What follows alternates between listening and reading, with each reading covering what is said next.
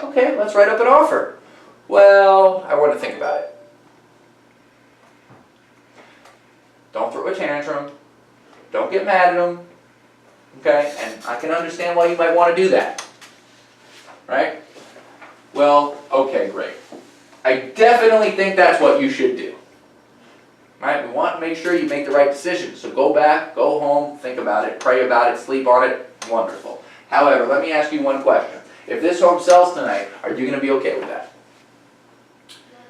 Someone might have looked at this home yesterday, and then they went home and thought about it, prayed about it, slept on it, and then this morning when we were getting ready to go look at these homes, they were meeting with their agent and preparing an offer. So by the time I get back and call them, it could be gone. Are you okay with that? Because if you're okay with that, I'm okay with that. Just want to make sure, right? Yeah, I'll be fine if it sells. Okay, cool. But then what's our plan B just in case it does sell? Do we have a backup here? I mean, we just tore up 9 other pieces of paper. Or should I start looking again? Let me know. Okay? We don't have one. All right. Well, if we don't have a plan as a backup, then let's do this. Since we're here, my advice is let's complete this contract, right? Pull it out right here on my phone. Let's just do it right now. Won't send it in. Won't even have you sign it, right? You can take it. It'll be in your email waiting for you to sign it, okay? I'll send it home with you. If you decide you're ready to make an offer when you wake up in the morning, call me immediately. You don't even have to pick it up anymore. Just click that button and it's in your inbox. Because the minute you're ready, I don't want to waste another second. I want to get it to them. Is that cool? All right, awesome. Have them do that, right? There's no harm in that. And a lot of times they're going to be like, they might even call you in an hour later, or even right there and then. Yeah, you're right. All right, let me just sign it now. Go. You'll see. That might happen. Wouldn't happen if they didn't have the contract. Okay. Close the offer. Lowball offers. Okay, this is going to happen.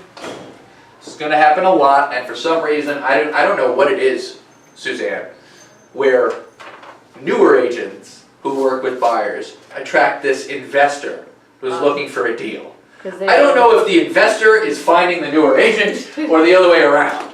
But I can't tell you, and I just got this phone call from somebody the other day. Barbara, this is what I'm talking about. Yeah. And I don't know if your guy's going to do lowball offers, but Suzanne, this is his question to her. Mm-hmm. I'm an investor. I'm looking to do some flips. Can you find me short sales? What would be your initial thought? And it could be realistic, but right off the bat, would you have a little bit of a red flag up? Yeah. I always tell agents. He's an investor. Oh, he didn't say he's an investor. No. So that's even worse, by the way. I always tell everybody, you don't need an investor, you got one right here. Yeah. I'm experienced, so to be wasting time with investors is another big problem. If 100 people call themselves investors, 90 of them are not. 9 of them are not good investors. One of them knows what they're doing. Yeah. Okay? So, investors are not great to work with. They're Mr. and Mrs. Homebuyer, logical. As logical as we can hope to be. Yep. Investors, they just want a deal. Right? And we all want a deal. Even Mr. and Mrs. Homebuyer. If there were deals, I'd buy it. Suzanne would buy it. Exactly. So that's hard.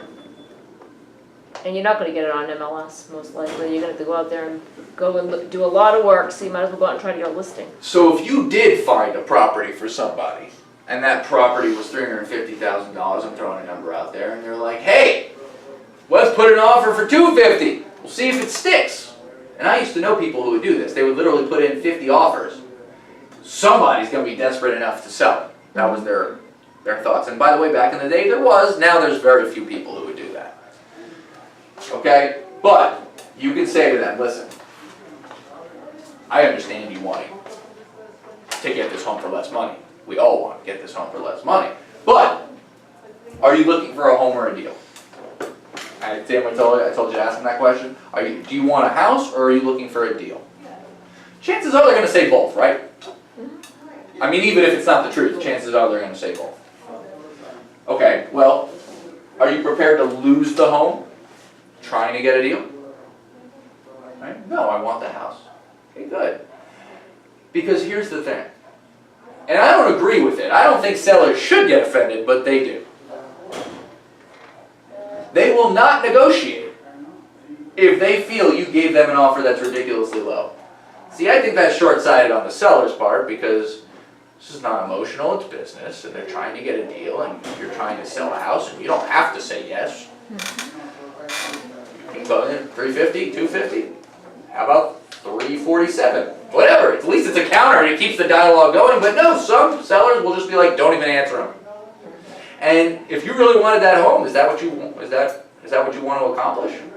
No. So let me tell the seller what you're willing to offer so that we don't offend them or get into a counter situation and allow someone else to sneak in and submit a better offer. If this is your perfect home, don't take chances, right? Let's make your first offer your best offer. And when I mean your best offer, I don't mean an offer that's necessarily going to get you that house, but the offer that you really want to get to, right? Because there's no reason to negotiate back and forth just for the mere process of negotiation. Do you understand what I'm saying?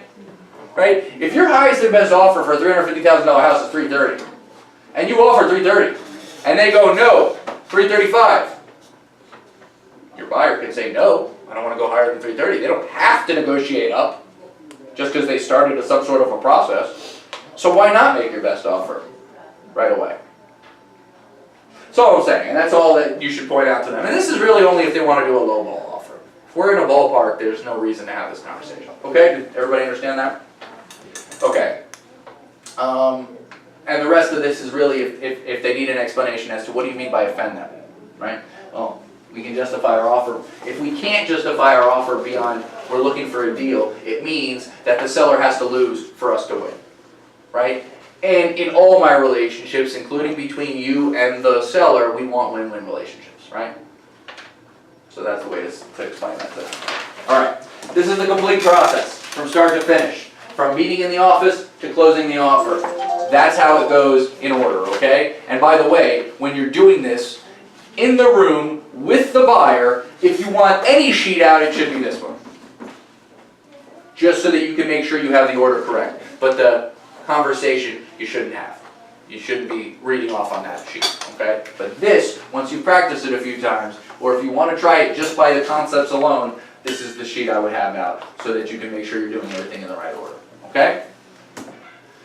Here's the extra materials, the thank you letter, and this thank you letter has a little bit more. This thank you letter for if you are going to be working with this person as a buyer and a buyer's agent, it has a checklist of things that's going to be happening.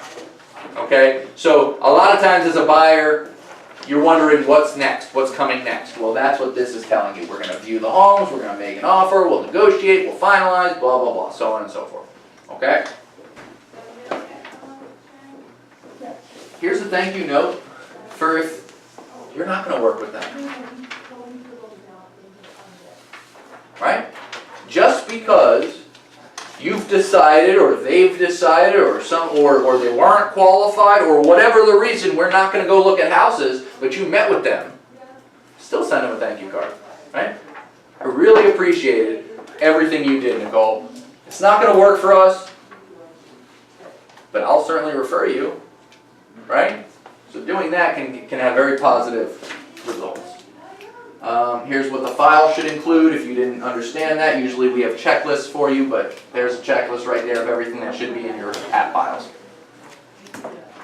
Here's a vendor sheet. You want to control and keep in touch with all the people who are related to this file. So you want to know who the other agent is and how to get in touch with them right away. You want to know who the title company on the deal is, the mortgage company, the inspector. Here's a sheet to keep track of all that. You can keep track of it all in app files as well. Okay, that's it. That's the class. I have some additional things for you guys, things that can help you. Thank you. Like qualifying, also gives dialogue for follow-up after the closing for immediately 30 days and a full year on their anniversary. Just some dialogue to start that contact. And the other thing is just handling signs, ad calls, and how to try to ask questions as they're giving you answers. But they're little scripts that can help you. Thanks. Thank you. You're welcome. All good stuff to help. And revisit this online. Yes. We'll send out the videos, but I it's promise really you good. guys, and it is going to be online. But I promise you that when you do this, when you attempt